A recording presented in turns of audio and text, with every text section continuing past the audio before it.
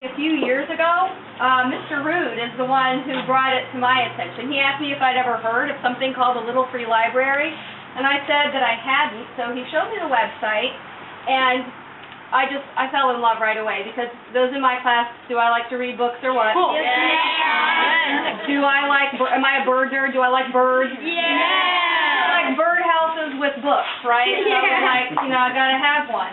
So at the beginning of last school year, when you guys would have been in 3rd grade, Ms. Gillespie, Mr. Rude, and I thought, yeah, it would be really great to have one. We really want to do this.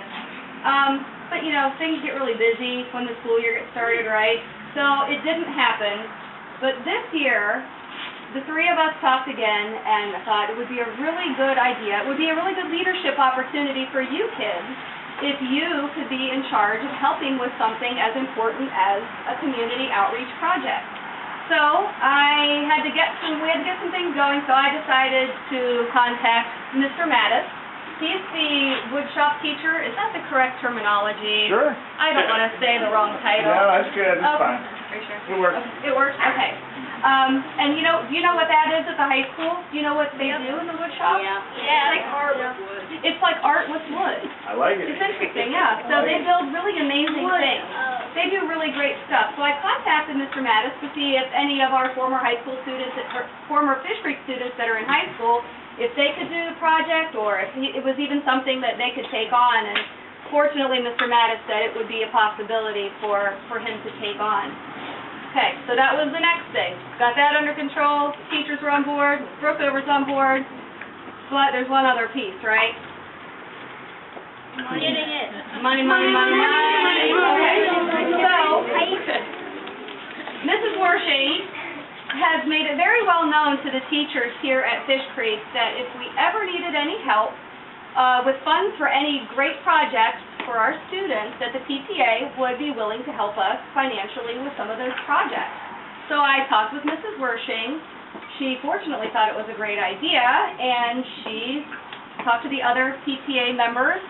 They voted and said, yes, we will give money to Mr. Mattis for the purchase of materials so that he can build the house. And so that's kind of where we are today. To become an official Little Free Library site, though, what I had to do next was, have you all seen the sign here? Yeah. Okay, there's a little sign here on the front. And to be a Little Free Library site, you have to go to their website. You have to order a sign because they give each location its own unique number. And so we had to get the sign made, get our number, and now when people go to the Little Free Library website and they type in Stow zip code 44224, our school site will always pop up as a place in Stow where people can come to get books at any time. And the whole idea behind Little Free Library is to take a book and leave a book. So we'll put some books in there. Hopefully community members will come by. We have lots of families that live in these neighborhoods here.